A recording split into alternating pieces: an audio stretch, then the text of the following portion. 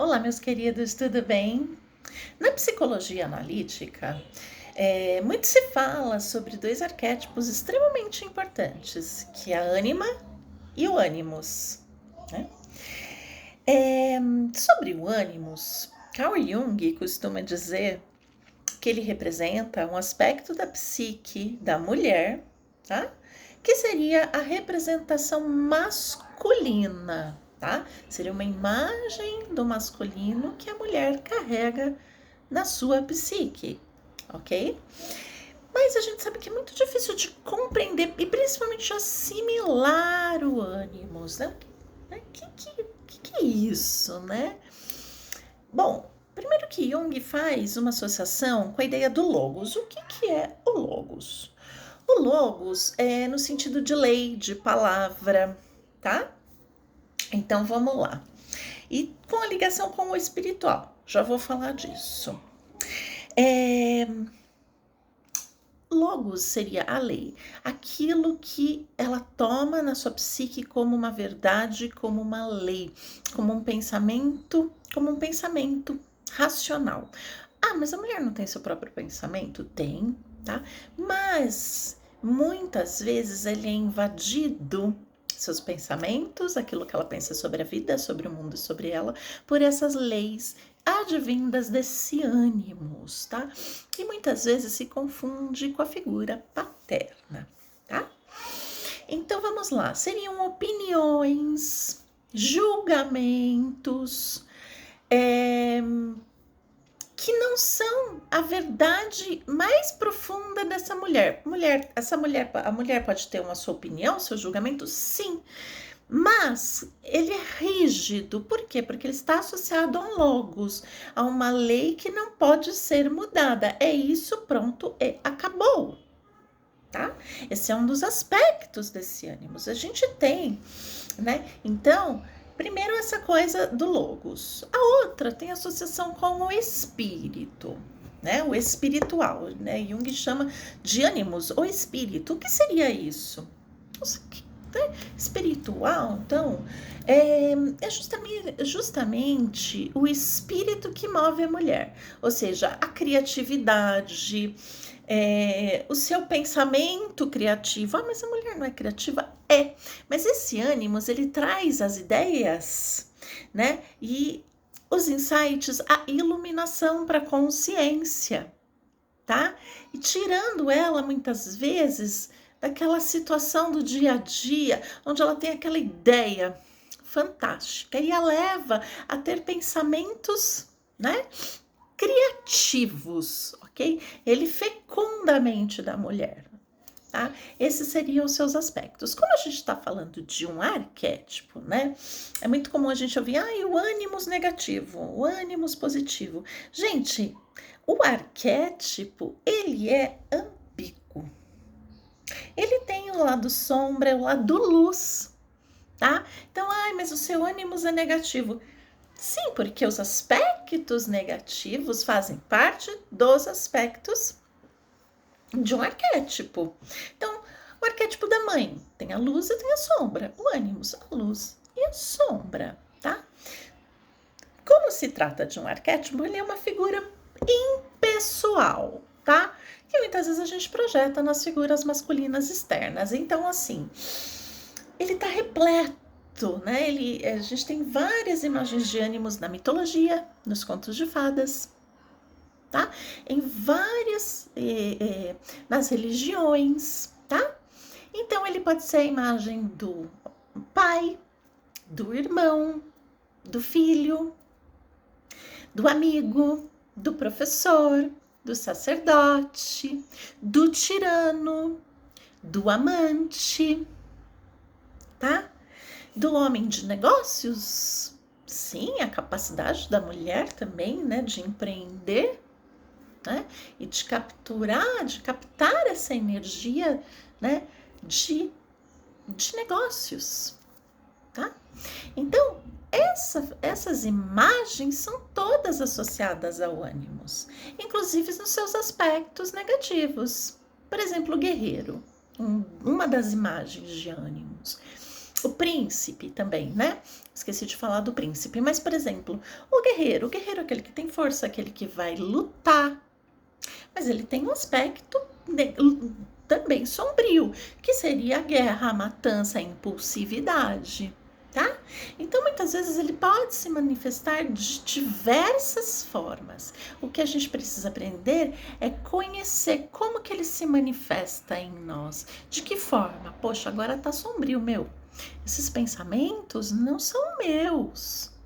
Essas ideias, esses julgamentos, né? O Jung fala que muitas vezes no sonho das mulheres ele pode aparecer como um tribunal, né? Um julgamento, um coletivo, porque ele é muito mais impessoal que, por exemplo, a ânima no homem, né? O feminino, o masculino tem essa tendência a uma impessoalidade na sua vida. Então, o aspecto masculino do ânimos, né?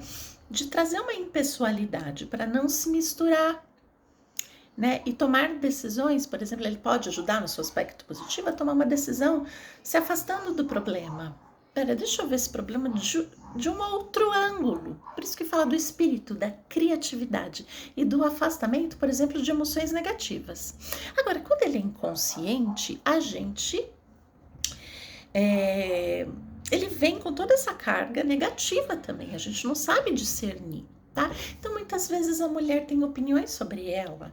E assim, ai, eu sou gorda, ai, meu seio, ai, isso, ai, aquilo. Ou, ai, mulher não faz assim, mulher não faz assado, tá? Eu aprendi a ser uma boa esposa, isso é uma lei. Que uma boa esposa tem que ser assim, tá? Que uma boa mulher tem que fazer assado, isso é uma lei do ânimos. Né? Então vamos lá, e os julgamentos a respeito de comportamentos que impedem a espontaneidade dela, tá? De ser espontânea nos seus afetos, nos seus sentimentos, na demonstração dos seus afetos. Ele fala, mas que ridículo que você vai fazer isso. Você vai dizer para essa pessoa que você gosta dela? Ai, você vai ser... essa pessoa vai tirar sarro na sua cara, tá? Isso é essa voz do ânimos, desse ditador que fala. Como o ânimos ele representa uma impessoalidade, ele está muito ligado ao aspecto extrovertido. Ah, mas eu sou extrovertida, Ellen. Ok, mas ele capta muito, né? Porque o masculino é energia de expansão, tá? É energia para fora, né? De energia para o objeto.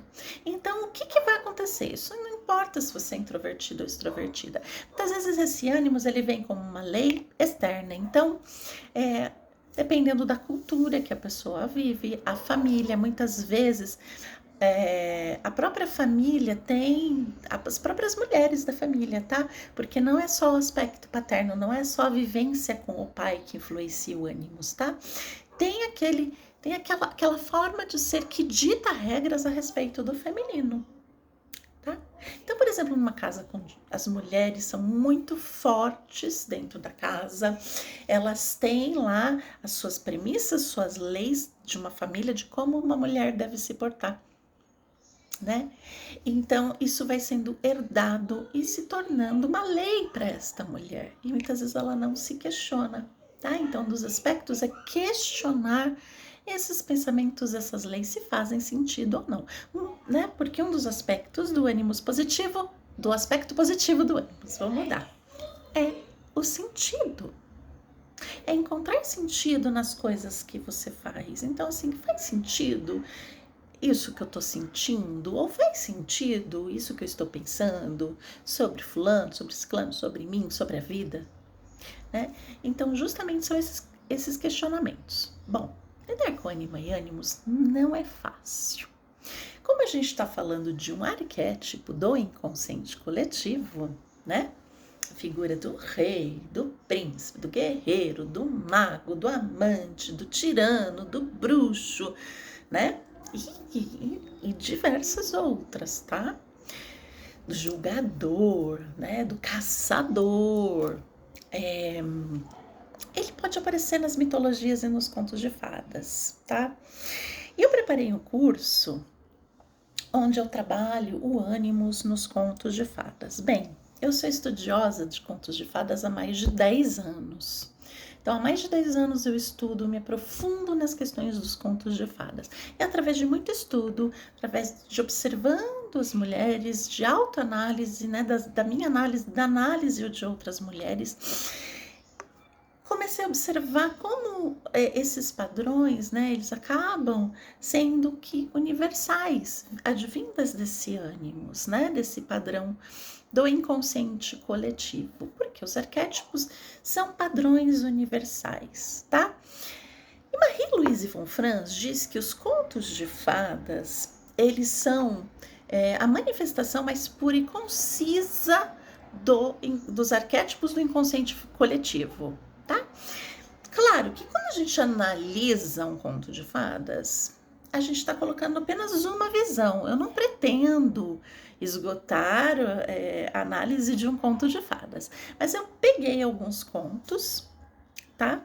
Que eu acho que se encaixaram muito bem na demonstração de alguns aspectos do ânimos, tá? Sob essa visão, sob a visão de como esse ânimos, né, trabalha dentro da mulher, né? De que forma esse arquétipo está ali? Através de muito estudo, né? Muitas situações de observar as mulheres com quem convivo, as mulheres com quem atendo, o meu próprio processo de muita profundidade. Então, assim, é um curso que você não encontra por aí, porque ele tem muita profundidade, tá? Tem muita sensibilidade, foi feito com muito carinho. E eu fiz essa primeira parte, tá? Então, aqui no meu Instagram, tá? Ou para quem estiver assistindo no YouTube, eu coloco o link para adquirir o meu curso, né? Eu faço, são 6 contos, tá? Eu trabalho Barba Azul, o Rei Barba de Tordo, Paletó Azul, a Bela e a Fera, Eros e Psique. Eu estou esquecendo algum, gente? Eu acho que eu estou esquecendo algum. Mas são contos onde a gente observa a atuação do ânimos na psique feminina, tá? Tanto nas relações com a figura parental paterna, quanto com a materna, tá? E pretendo em breve lançar a parte 2 com outros contos, tá? Porque justamente nós, por mais que a gente tente, sim, vamos mudar, legal essas reflexões de como a gente tem que se comportar, como que eu sou, né, realmente qual é a minha essência, o que é ser mulher, o que é ser homem, tá? Mas existem dentro de nós esses padrões que são extremamente fortes ainda, que nos dominam na forma de complexos, né?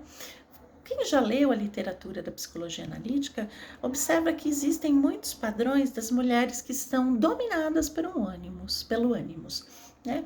Esses padrões são